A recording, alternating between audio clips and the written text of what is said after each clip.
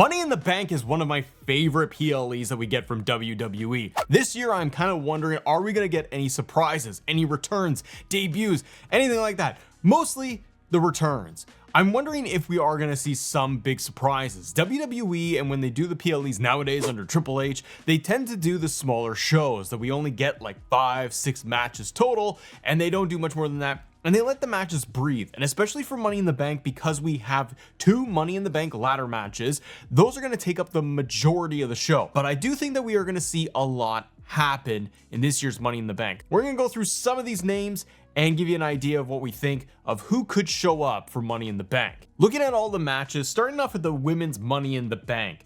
Io Sky, Lyra Valkyria, Tiffany Stratton, Naomi, Zoe Stark, Chelsea Green, all qualified for women's Money in the Bank. Could we see any surprises in here? To me, no. I don't think that this ladder match is going to give us any returns or debuts for any superstars on the women's side. I think you got enough going on with Nia Jax, with Bayley, and the match itself will kind of speak for itself. So no surprises here when it comes to this match. For the men's Money in the Bank ladder match, you do have some possibilities here. One person that could show up, very, very likely, CM Punk. I think there's a strong possibility that Punk shows up in Money in the Bank to take out Drew McIntyre. Drew qualified for Money in the Bank on Raw, and it seems like, at least on paper to me, Drew is like a shoo-in to win this thing, because that's what they're building towards. He seems like just the most likely guy to do it.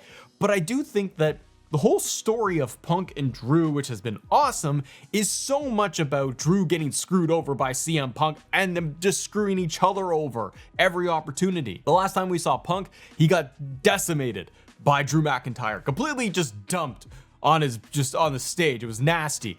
I do think that CM Punk could show up in Toronto. He could take out Drew McIntyre or cost him the Money in the Bank match. He's either going to injure him. If I had a prediction, Punk would either injure him back to just kind of even it out, distract him, push him off a ladder through a table, some spot where Punk doesn't have to get too physical, because I think they still want to protect him just because of the injury stuff, and he'll be back, and I think they're going to have their match at SummerSlam.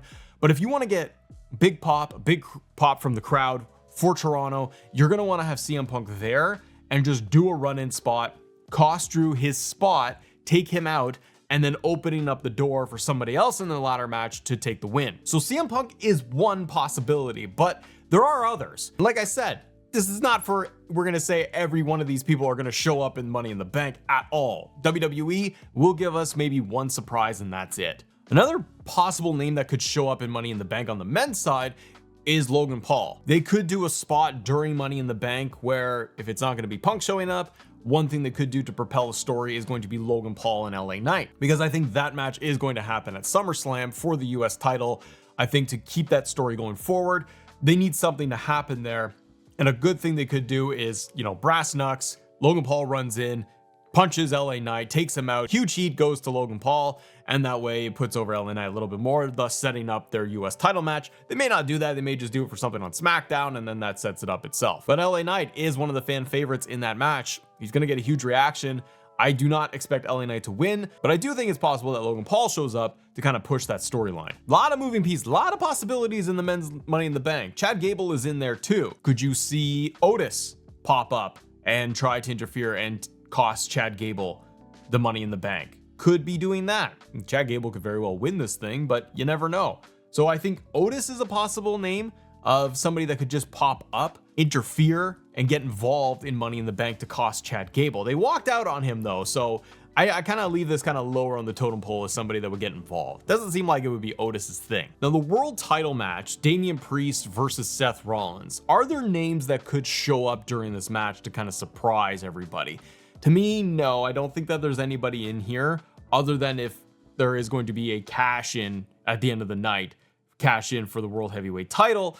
Other than that, I don't see any surprises for the world title. I like to think that maybe there's a chance that the Wyatt Six target Seth Rollins to give Seth momentum into SummerSlam for some kind of match against the Wyatt Six or something like that. And the reason I say that is because of the history Seth had with The Fiend, and I think they could revisit that in this new incarnation, and it'd be kind of a good first feud for the Wyatt Six if they want to go down that path. Target Seth Rollins. Seth's always a big baby face, and I don't think Seth is going to be involved in the world title scene, so maybe you want to go in that direction. So one possible name popping up, I think the Wyatt Six do make some appearance at Money in the Bank, whether it's just going to be lights out, fireflies, all of that, and maybe it will be targeting Seth Rollins, maybe it's Jey Uso, Chad Gable, but let's put them on the list too. Let's say that the Wyatt Six make an appearance, surprise appearance at Money in the Bank. Wouldn't it be hilarious if it was Uncle Howdy and he just climbs up the ladder, he goes do do do, and he climbs up and he gets Money in the Bank? That would be ridiculous, but we're not in the Vince McMahon era anymore. Okay, other names that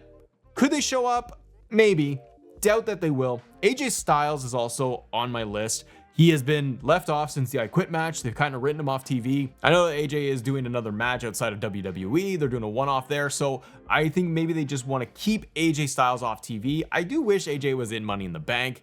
It kind of would have made sense in terms of him trying to get back to Cody Rhodes, kind of giving him that momentum, pushing back. But they're kind of writing AJ off right now. I'd love to see what they do with him when he does come back. But AJ, don't think it's a possibility. Another name that is on my list is gonna be Shinsuke Nakamura. Shinsuke has just been off, like not doing anything. So I don't know if Shinsuke is going to be involved in any type of storyline, and I don't really see him popping up at Money in the Bank. But you guys let me know what you think, because for me, Shinsuke has no motivation to be at Money in the Bank to really interfere with anybody else's business. And he's on SmackDown and he's not going for the world title. Now we have the Intercontinental title match. You got Sheamus kind of looming in there, but it's going to be Sami Zayn versus Braun Breaker. I got my full predictions video for everything for Money in the Bank if you guys want to check that out. But I do think that the Braun Breaker Sami title match, it's going to be pretty clean. I don't see any pop-up surprise appearances when it comes to that match. Nothing else kind of stands out, or anybody else is on the shelf that would even make sense that they're going to pop up and attack Sami Zayn, for example. Now the Bloodline match, that is an interesting one. What could we get? It's going to be a big story beat. It's going to be Bloodline versus Team Cody, and I do think that you got to have some big piece of intrigue in there. My prediction was that the Bloodline is going to win, get that match, because they need to get a win over on Team Cody to kind of give them some credibility, some traction. They took out Paul Heyman, which was an incredible moment, so I do think that they got to push this story forward. Could you see Jimmy Uso? Maybe they want to start there, because I think we're going to be building to a large, old bloodline versus new bloodline. Jimmy was taken out. It is possible that you got more members of the bloodline than you do have of Team Cody. You basically have 4 on 3. So to even the odds, do you bring back a Jimmy Uso? Does Jimmy return and try to help out Team Cody? And maybe not directly, like he comes out and he's standing there side by side with them, although they could do that, but more so just coming in and just dropping super kicks on people. Maybe he just comes in and Jimmy gets like a super kick in on Solo Sikoa and then brawls outside of the ring with like Tongaloa, and then that's how they kind of disappear. And then the match results still the same, where maybe like Team Bloodline still gets the win. But I think they need to start planting seeds of things of old bloodline returning. So Jimmy Uso is on my list. He's a possible contender to return at Money in the Bank. And I think the crowd would pop huge. You get Jimmy on TV, you instantly make him a babyface if he starts targeting the bloodline. And it adds that extra layer of intrigue of, okay, what's Jimmy going to do? Is he going to go and talk to Jay on Raw? Are they going to team up once again? That's kind of where I'm left wondering what they would do with Jimmy. Jimmy's on my list. The other possible name, the big one, everybody, is going to be Roman Reigns. Is Roman Reigns going to make an appearance at Money in the Bank? What do you think? For me, the answer is probably no. I think they just save Roman for giant moments. And I think they just took out Paul Heyman. I think it would be way too soon to kind of break glass and bring back Roman Reigns. I don't think Roman's going to show up for quite some time.